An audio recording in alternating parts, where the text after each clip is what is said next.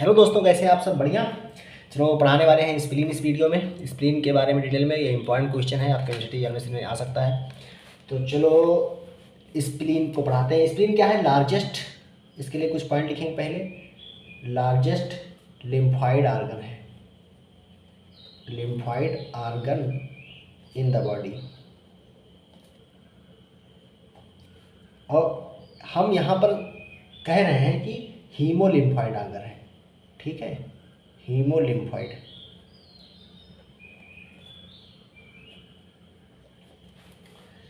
ये इसका फंक्शन क्या होता है उसको देख लेते हैं, आखिर इसका सिग्निफिकेंस क्या है, फंक्शन क्या है।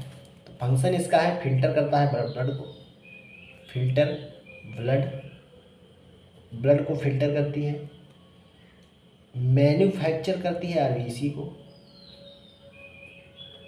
मैन्युफैक्चर आरबीसीज इन फेटल लाइफ, और मैन्युफैक्चर लिम्फोसाइट इन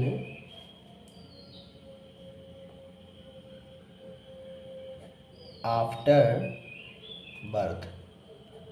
तो फीटल लाइफ में तुम्हारा आरबीसी मैन्युफैक्चर करती है, वहीं पर लिम्फोसाइट आफ्टर बर्थ बनता है स्प्लीन के द्वारा।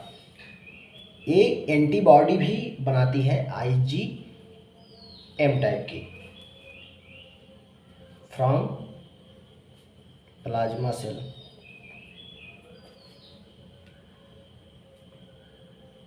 तो ये प्रोड्यूस करती है IgM antibody from plasma cell, ये भी एक फंक्शन हो गया। स्टोर करती है आरबीसी को और रिलीज करती है सर्कुलेशन में जब रिक्वायर्ड होता है।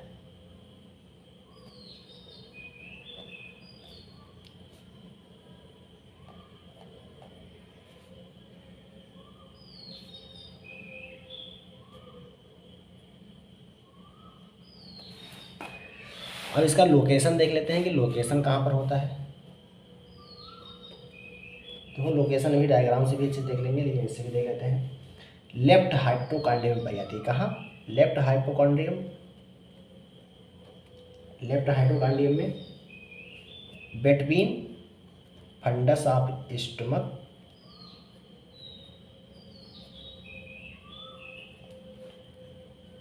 And diaphragm. डायफ्राम और फंडस ऑफ स्टमक के बीच में पाई जाती है, behind mid axillary line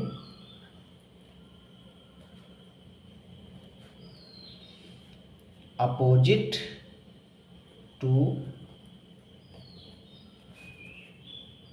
9th 10th 11th ribs. और जो लॉन्ग एक्सिस होती है वो 10th रिब से, 10th रिब की से जो इसकी एक्सिस होती है उससे पैरेलल होती है। तो long axis lies parallel to the line axis of the 10th rib. Long axis lies parallel to the long axis of 10th rib, और ये 45 डिग्री का एंगल बनाती है हॉरिजॉन्टल से। 10th rib make 45 degree angle with horizontal. कैसे होता है? ये क्या है? 9th रिब है, ये क्या है? 10th रिब है, और ये 11th रिब है। तो स्प्लीन कहीं यहाँ पे होगी, इसकी लॉन्ग एक्सिस हो गई, और ये हॉरिजॉन्टल से कितना एंगल बनाती है? 45 डिग्री। ठीक है, कुछ ऐसे होती है। अगर हम साइज, शेप और कलर देखें तो जो साइज होगा, जो शेप होता है वो अलग होता है, लेकिन साइज इसका बेज शेप्ड आर्गन होती है। तो साइज कैसा होता है? साइज इसका होता है wedge shaped, wedge shaped, colour होता है पर्पल, कलर होता है पर्पल, और अगर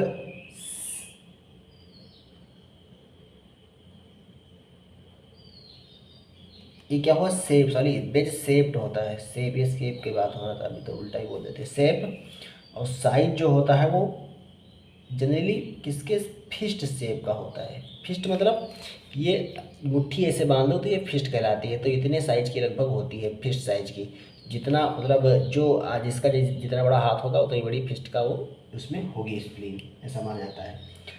अब जो इसका शेप है वो वेरिएबल हो सकता है, बेल शेप भी हो सकता है, टेट्राहेड्रल भी हो सकता है और ट्रायंगुलर भी हो सकता है।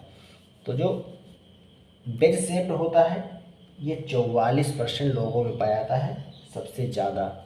वहीं पर अगर टेट्राहेड्रल है, टेट्राहेड्रल शेप 42% लोगों में पाया जाता है, और ट्रायंगुलर, ट्रायंगुलर शेप 14% लोगों में पाया जाता है। 14% क्या है, ट्रायंगुलर शेप है। ये शेप के बारे में हो गया। ये हैरिस डिक्टिम ऑड नंबर को फॉलो करती है, मतलब मेजरमेंट में क्या फॉलो करती है, हैरिस डिक्टिम को। तो अगर इसका मेजरमेंट करें तो मेजरमेंट में क्या फॉलो करेगी, Harris dictum, Harris dictum of odd number followed.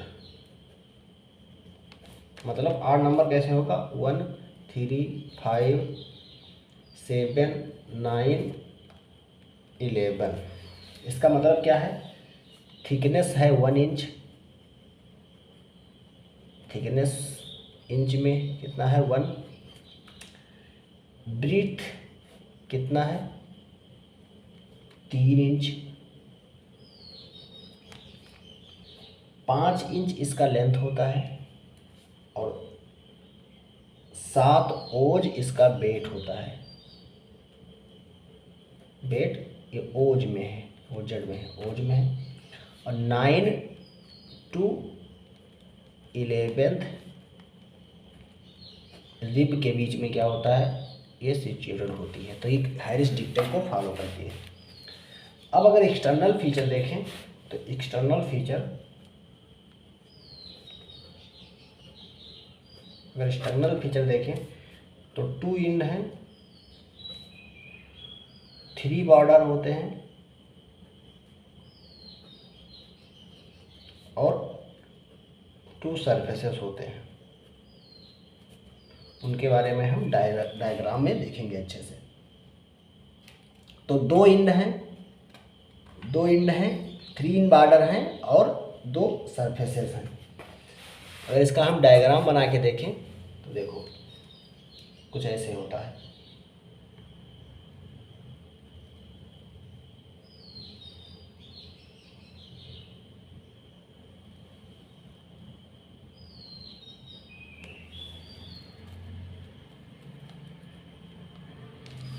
ये कुछ ऐसे दिखाई पड़ेगी।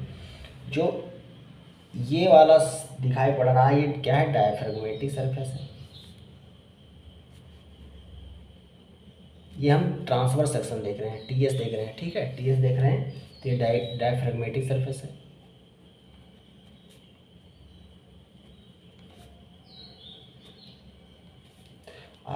इधर वाला सरफेस होगा विसरल सरफेस। क्या है, विसरल सरफेस, विसरल सरफेस। ये है हाइलम, क्या है, ये हाइलम है। और ये क्या कहलाता है, इंटरमीडिएट बॉर्डर।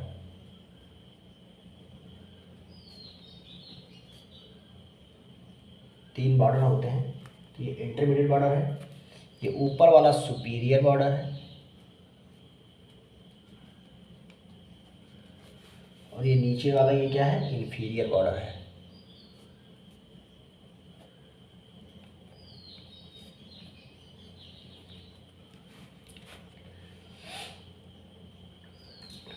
ये क्या है, डायफ्रैगमेटिक सरफेस है। तो डायफ्रैगमेटिक सरफेस क्या होता है, देखो ये क्या है, स्मूथ है, स्मूथ है, कॉन्वेक्स है और डायरेक्टेड कैसी है, upward, backward and to the left, backward and toward left side. यानी कि यह अपवर्ड ऊपर की तरफ, बैकवर्ड भी जाएगा और टूवर्ड लेफ्ट साइड होगा डायफ्रैग्मेटिक सरफेस। वहीं पर जो विसरल सरफेस होगा वो कॉनकेव और इर्रेगुलर है, कॉनकेव है और इर्रेगुलर है। तो विसरल सरफेस क्या है, कॉनकेव और इर्रेगुलर है, कोई रेगुलरिटी नहीं है, कॉनकेव इर्रेगुलर है। और जो इंफीरियर बॉर्डर होता है, इंफीरियर बॉर्डर होता है वो शार्ट, वो कैसा होता है,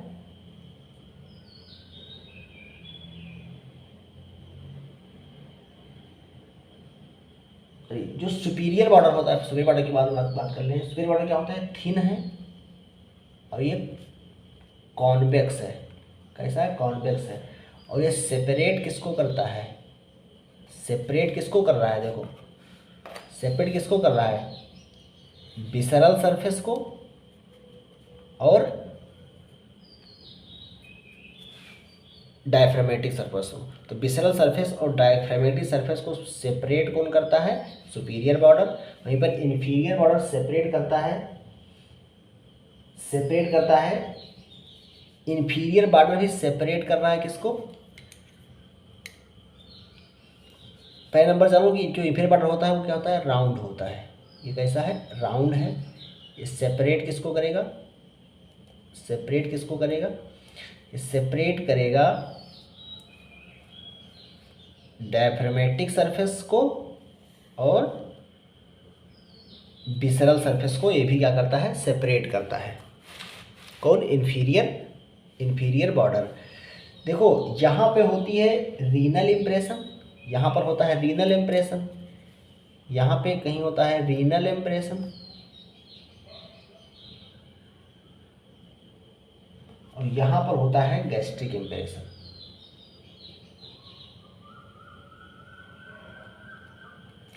तो कह दो कि ये सेपरेट करता है, सुपीरियर बॉर्डर सेपरेट करता है डायफ्रामेटिक सरफेस और गैस्ट्रिक इम्प्रेशन को, या कह दो सुपीरियर बॉर्डर सेपरेट करता है डायफ्रामेटिक सरफेस और विसरल सरफेस को, या इंफीरियर बॉर्डर कह दो ये सेपरेट करता है डायफ्रामेटिक सरफेस को विसरल सरफेस से, या कह दो डायफ्रामेटिक सरफेस को रीनल इम्प्रेशन से सेपरेट करता है।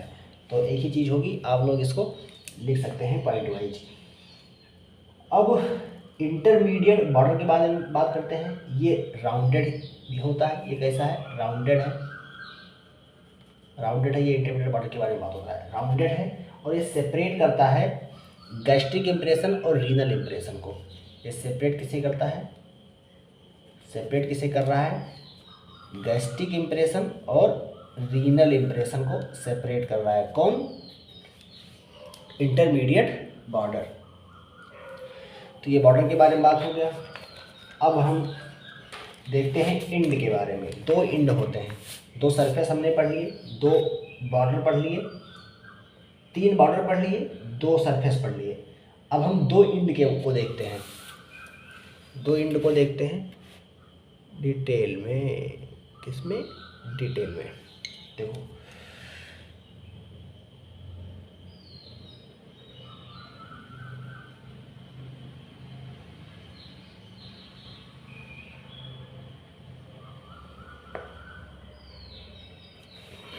ये कुछ ऐसी दिखाई पड़ती है।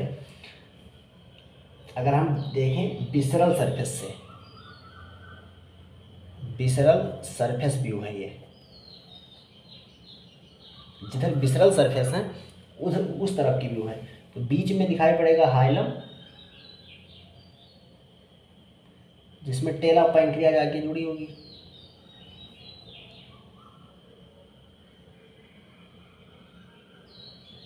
तो क्या है, हाइलम है, हाइलम है। यह है इसे कि जो लोबुलेटेड दिखाई पड़ता है बॉर्डर ऊपर वाला, उसे कहते हैं सुपेरियर बॉर्डर, सुपेरियर बॉर्डर, हाँ सुपेरियर बॉर्डर, ये कैसा है, लोबुलेटेड है। और लोबुलेटेड है ये, इसके कारण ये क्या कर रहा है, सोच कर रहा है कि ये डेवलप हो रहा है, लोबुलेटेड डेवलपमेंट इसका हो रहा है। ये separate masses of lymphoid tissue से डेवलप हो रहा है। लोबुलेशन सोज, lobule shows that it developed from separate masses of lymphoid tissue,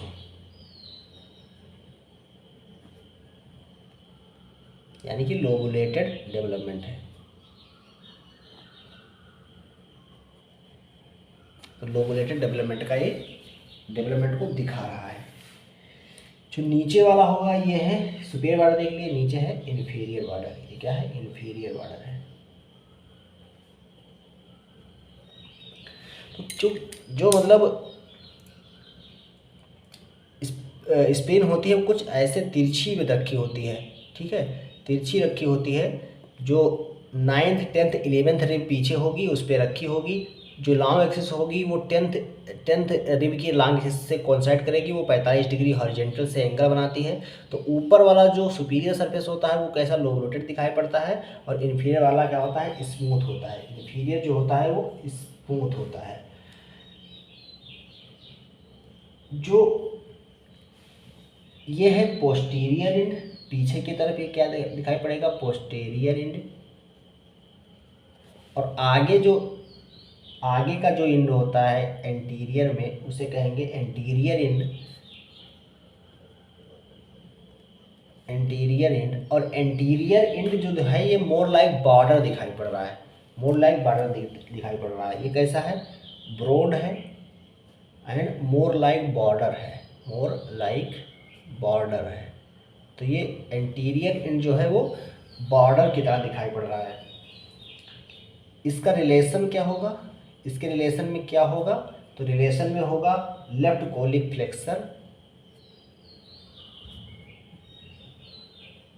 यानी कि जो कोलोन का लेफ्ट कोलिक फ्लेक्सर होगा वो यहाँ पर आएगा, कहीं यहाँ पे लेफ्ट कोलिक फ्लेक्सर आएगा। और फ्रेनिकोकोलिक लिगामेंट नीचे आएगा। फ्रंट में कौन आएगा, इसके आगे, इसके ऊपर यहाँ पर क्या होगा, लेफ्ट कोलिक फ्लेक्सर होगा। और इसके बिलो नीचे क्या होगा, इसके नीचे होगा फ्रेनिकोकोलिक लिगामेंट, फ्रेनिकोकोलिक लिगामेंट बिलो। वहीं पर जो पोस्टीरियर एंड होता है, ये इसका डायरेक्शन में देख लेते हैं कि डायरेक्टेड होता है, डायरेक्टेड डाउनवर्ड, नीचे की तरफ, downward, forward and toward left, तो लेफ्ट साइड में क्या होगा, ये डायरेक्टेड होता है। वहीं पर जो पोस्टीरियर एंड होता है, ये होता है ब्लंट राउंडेड होता है। कैसा होता है, ब्लंट राउंडेड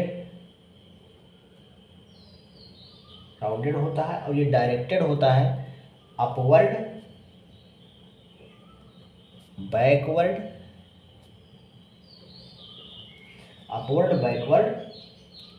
एंड मिडिली, यानी कि इसका फैलाव जो होगा वो ऊपर की तरफ भी होगा, थोड़ा सा बैकवर्ड पीछे की तरफ भी जाएगा, और मीडियल साइड में होगा। कहाँ किधर होगा, मीडियल साइड होगा। और इसके रिलेशन में क्या होगा, upper pole of left kidney, relation में क्या होगा, upper pole of left kidney.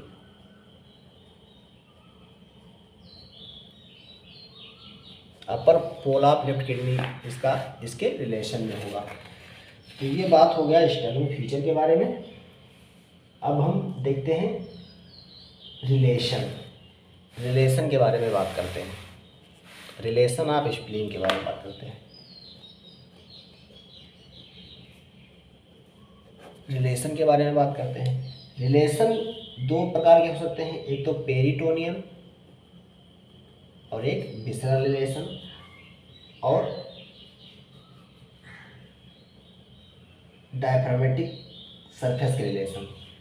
तो हम देखते हैं पेरिटोनियल रिलेशन। पेरिटोनियल रिलेशन में दो लिगामेंट होंगे, गैस्ट्रोस्पेइन लिगामेंट और लाइनोरीनल लिगामेंट, और उसमें कुछ कंटेंट होगा। तो ये कुछ ऐसे दिखाई पड़ेगा, जैसे एक तरफ आगे क्या देखे थे, स्टमक होता है, और एक तरफ लीवर भी होता है।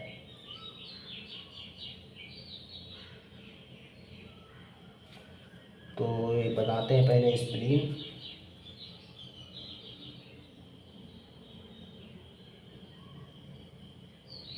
कुछ ऐसे रखी हुई है स्प्लीन। अब कुछ लिगामेंट होंगे, लिगामेंट होंगे। पेरिटोनियम का रिलेशन है, पेरिटोनियम ऐसे आई और ये स्प्लीन को इनक्लोज करी, और फिर से हाइलम के साइड से ये घूम के स्टमक को इनक्लोज करने के लिए आगे बढ़ी। अब यहाँ पे क्या होगा, स्टमक है, यहाँ पर क्या है, स्टमक है। इसका कैट सेक्शन दिखा दे रहे हैं यहाँ पे स्टमक होगा इसे, ठीक है, ये स्टमक का कैट सेक्शन है। तो ये स्टमक है, स्टमक को पेरिटोनियल डाल रहे हैं, तो इसको इसे एक पेरिटोनियम का कवरिंग क्या होगा, इसको इनक्लोज करते हुए आएगा और फिर से आगे बढ़ेगा। एक हो तो इसीलिए एक होता है लाइनोरीनल लिगामेंट, जो कि किडनी तक जाएगा। कहाँ तक जाएगा, लेफ्ट किडनी तक। तो ये लेफ्ट किडनी तक जाएगा और लेफ्ट किडनी से पहले मुड़ जाता है, किडनी को इनक्लोज नहीं करता है ये। तो ये ऐसे ऊपर जाएगा, फिर किडनी रेट्रोपेरिटोनियल ऑर्गन होता है, तो यहाँ पर होगी कहीं किडनी, ठीक है। ये क्या है, के है, किडनी है। अब जो ये वाला डिब्बा बना, एक डिब्बा ये बना और एक डिब्बा ये बना, ये डिफरेंट लिगामेंट होते हैं। ऊपर वाला कहलाता है राइनोरीनल लिगामेंट, लाइनोरीनल लिगामेंट, और ये नीचे वाला जो स्टमक से कनेक्ट कर रहा है स्प्लीन को, उसे क्या कहेंगे, गैस्ट्रो स्प्लेनिक लिगामेंट। यानी कि जो स्प्लीन को किससे कनेक्ट कर रहा है, स्टमक से, जो क्या है, गैस्ट्रो स्प्लेनिक लिगामेंट है। अब इसका कंटेंट देख लेते हैं कि इसमें कौन कौन से कंटेंट होते हैं। तो जो लाइनोरीनल लिगामेंट होगा, जो कहाँ जा रहा है, किसको, anterior surface of left kidney तक जा रहा था, anterior surface of left kidney तक जा रहा था, उसमें होगा टेल ऑफ पैंक्रियाज। क्या होगा, टेल ऑफ पैंक्रियाज होगा।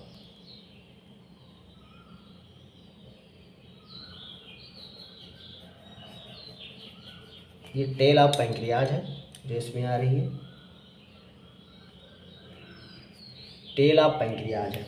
तो इसका कंटेंट क्या होगा, टेल ऑफ पैंक्रियाज।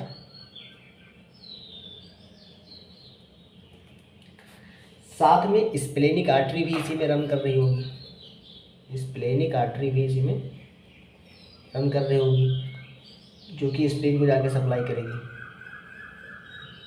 हाइलम से घुसेगी, ठीक है। तो ये स्प्लेनिक आर्टरी हो गई, स्प्लेनिक आर्टरी हो गई। और लिम्फ नोड्स होंगे, क्या होंगे, लिम्फ नोड्स होंगे।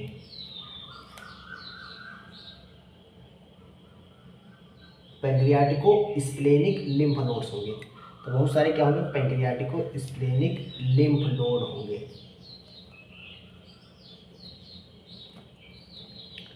तो यहाँ पर लिम्फ नोड होंगे, लिखेंगे पैंक्रियाटिको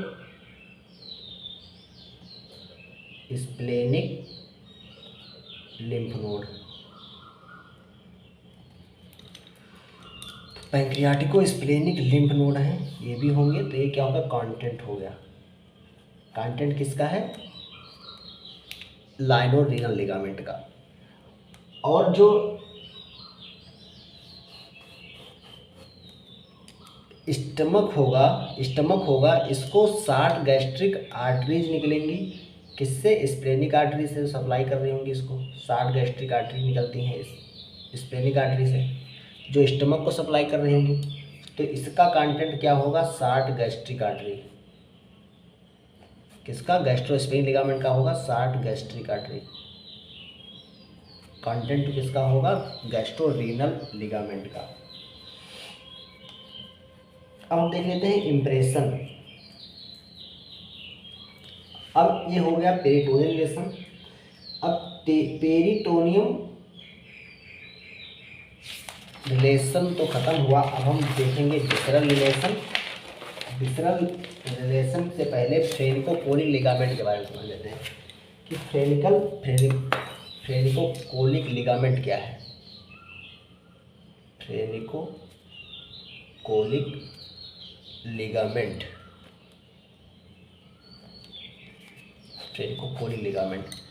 फ्रेनिकोकोलिक लिगामेंट क्या होता है? ट्रायंगुलर फोल्ड है पेरिटोनियम का। ट्रायंगुलर फोल्ड ऑफ पेरिटोनियम होता है। Left colic flexure to diaphragm तक, ठीक है, opposite to 10th ring.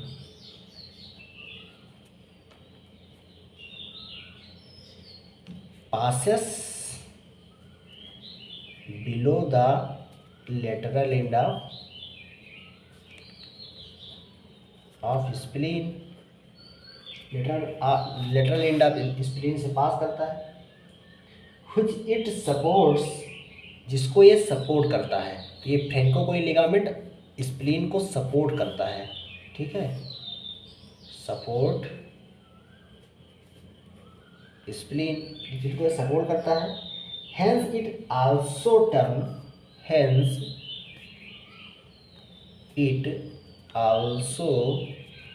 Termed sustentaculum लाइनिस।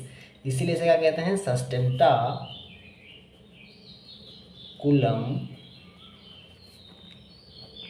लाइनिस, क्योंकि स्प्लीन को क्या करता है? सपोर्ट करता है। जो फ्रेनिकोकोलिक लिगामेंट होता है वो स्प्लीन को सपोर्ट करता है, इसलिए सस्टेंटाकुलम लाइनिस कहते हैं इसे। अब देखो, अब हम एक रिब का डायग्राम बना रहे हैं, इसको समझा रहे हैं। देखो रिब तो पहले जब लोग आप बनाना तो रिब बाद में बताना। पहले क्या करना? स्प्लीन को ड्रा कर लेना। देखो कुछ ऐसे ही जो एंटीरियर एंड होता है वो मोर लाइक ब्रॉडर होता है। सुपीरियर एंड क्या होता है? लोबुलेटेड होता है, ठीक है। और ये हाइलम है, क्या है? हाइलम है। तो ये कुछ ऐसे दिखाई पड़ता है।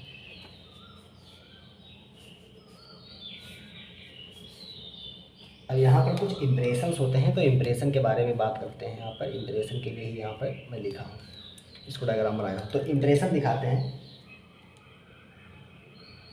तो ये विसरल रिलेशन है, ठीक है। तो ये हम देख रहे हैं विसरल रिलेशन।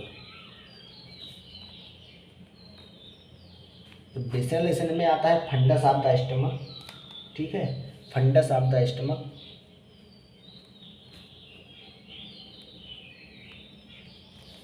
पहला रिलेशन क्या है? Fundus of stomach. दूसरा है anterior surface of the left kidney, anterior surface of left kidney. दूसरा क्या होगा? लेफ्ट कोलिक फ्लेक्सर होगा, लेफ्ट कोलिक फ्लेक्सर होगा। टेल ऑफ पैंक्रियाज होगा, टेल ऑफ पैंक्रियाज होता है।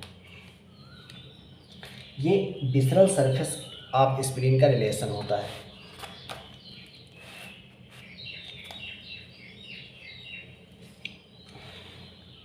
देखो यहाँ पर होता है रीनल इम्प्रेशन, यहाँ पर क्या होता है? Renal impression. ये सब विसरल सरफेस की बात है। विसरल सरफेस पे यहाँ पर होगा रीनल इम्प्रेशन, और ऊपर के साइड में होता है गैस्ट्रिक इम्प्रेशन, यहाँ पर होता है गैस्ट्रिक इम्प्रेशन। सुपीरियर बॉर्डर के पास में क्या होगा, गैस्ट्रिक इम्प्रेशन। और रीनल इम्प्रेशन कहाँ पर होगा, इंफीरियर बॉर्डर के पास में, हाइलम और इंफीरियर बॉर्डर के बीच में। हाइलम और सुपीरियर बॉर्डर के बीच में क्या होगा, गैस्ट्रिक इम्प्रेशन होगा।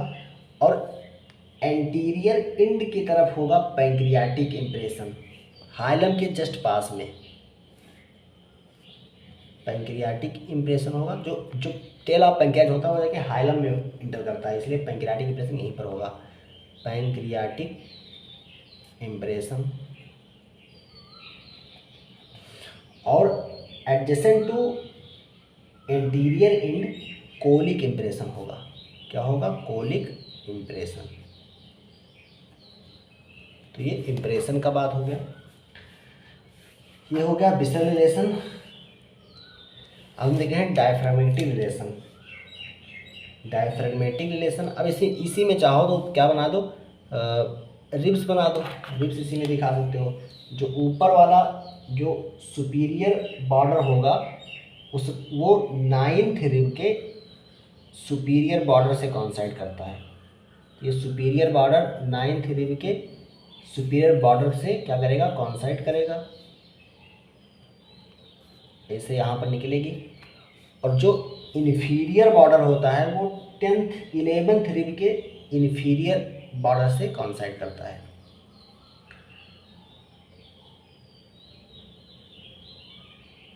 तो एंटीरियर एंड देखो ये कहाँ पर ख़त्म हो रहा है, जो इन्फीरियर बॉर्डर है, जो इन्फीरियर बॉर्डर है वो कहाँ पर एंड करेगा, 11th रिब के इन्फीरियर बॉर्डर से ख़त्म होगा। तो ये क्या है, 11th रिब है।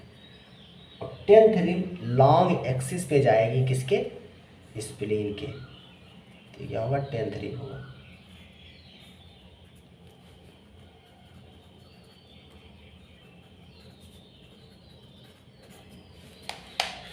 ये स्प्लीन के बारे में हो गया।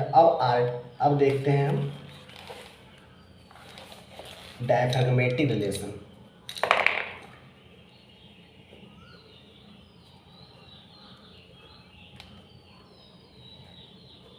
तो डायफ्रागमेटिक रिलेशन में होगा 9th 10th 11th रिब होगा पीछे, तो इसमें क्या होगा,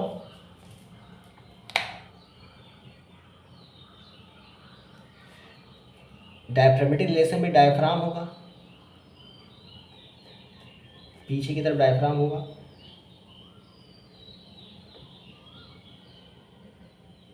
नाइन्थ टू 11th रिब होंगे।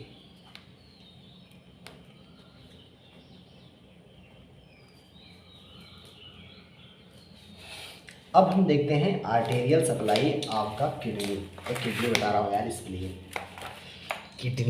किडनी ही पढ़ाएंगे किसी न किसी दिन, वो भी इम्पोर्टेंट लॉन्ग आंसर है, आ भी चुका है प्रॉफ में, यूनिवर्सिटी एग्जामिनेशन में। देखो स्प्लेनिक आर्टरी, इस नाम ही से है तो नाम से ही जाएगी, इस कहाँ जाएगी, स्प्लेन में जाएगी।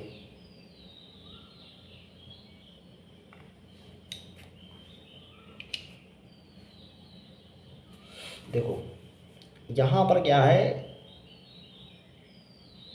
पैंक्रियाज दादा है, जो कि टेल ऑफ पैंक्रियाज कहाँ पर घुसती है जानते हो आप लोग, हाइलम में।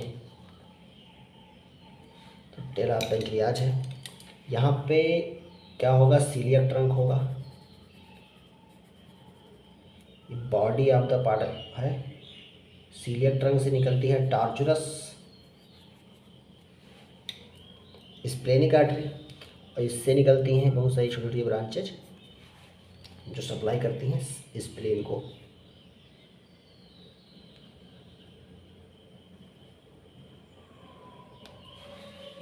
स्प्लीन अच्छी नहीं बनी है, लेकिन आप लोग उसके स्कीमेटिक डायग्राम बनाना सीख जाए बस। स्प्लीन हुई, और ये क्या है, स्प्लेनिक आर्टरी है। तो सप्लाई कौन करता है, स्प्लेनिक आर्टरी। और हम सारी ब्रांचेज नहीं बना रहे हैं सीलियक ट्रंक से, ये क्या है, सीलियक ट्रंक है। इससे लेफ्ट गैस्ट्रिक आर्टरी भी निकलती है। ये तुम्हारी कॉमन हेपेटिक आर्टरी हुई जो ऊपर प्रॉपर हेपेटिक आर्टरी देती है। इधर पैंक्रियाटिक और ड्यूडेनल आर्टरी जाएगी जो पैंक्रियाज और ड्यूडेनल को सप्लाई करेगी। ये सब चीज़ें हम यहाँ पर नहीं बता रहे हैं। हम देखते हैं ये देखो, जो इसके आधार पे जो यहाँ पर ये ब्रांचिंग होगा, इसके आधार पे, इसके डिस्टेंस के आधार पे दो प्रकार की स्प्लिन पाई जाती है। एक होती है डिफ्यूज स्प्लिन, एक होती है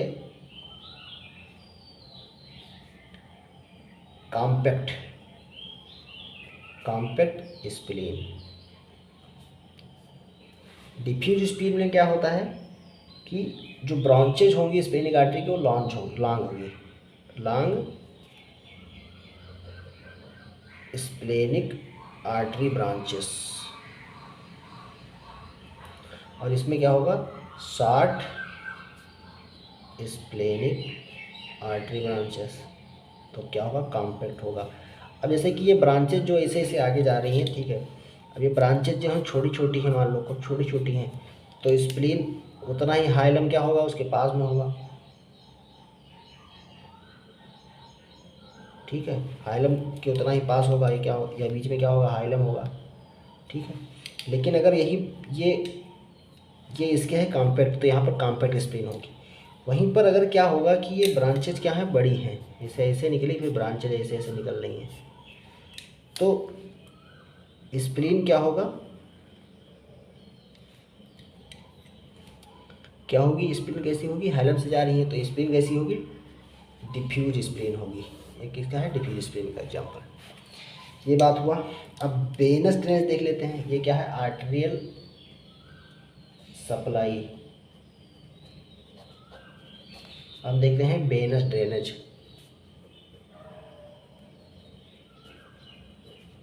ब्लड कैसे जा रहा है, ये तो ब्लड दे रहा है इस पेन को, ब्लड ले कौन जा रहा है, तो इसलिए पोर्टल वेन तो जानते ही होंगे, जो बनती है किससे, स्प्लेनिक वेन से और सुपर मेजेंटेरिक वेन से, तो वही मेन रोल प्ले करती है।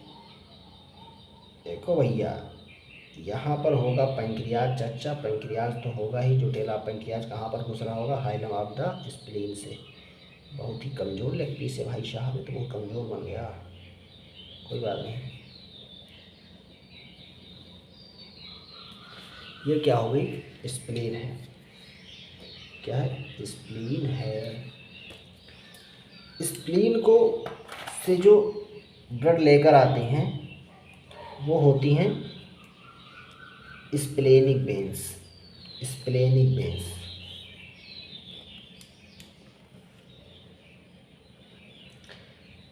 स्प्लेनिक वेन्स ये रन करती हैं straight course from the left to right behind the body of pancreas. जो बॉडी ऑफ पैंक्रियाज है उसके नीचे से आती हैं और ये स्ट्रेट होती हैं, टॉर्चरस नहीं होती हैं, ये ध्यान रखिएगा। जबकि स्प्लेनिक आर्टरी क्या थी, टॉर्चरस थी।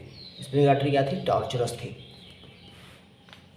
और टॉर्चरस क्यों थी स्प्लेनिक आर्टरी, क्योंकि जब स्टमक में फूड भर जाता है तो स्टमक फूलता है, इससे स्प्लेनिक आर्टरी अगर सीधी होगी तो वो बहुत ज़्यादा टन जाएगी, और टॉर्चरस है तो वो भी क्या होगी, फैल जाती है। तो डिस्टेंशन में हेल्प करती है torturers nature of splenic artery. तो ये आया भैया कहाँ पर, ये ध्यान देना, ये हम हल्का से हल्का गलत बना देंगे जानते हैं इसको। ये डॉटेड दिखा दो इसको, डॉटेड दिखा दो इसको, कि ये पीछे होती है, behind the body of pancreas होती है। और behind the body of pancreas आके जुड़ती किस में है,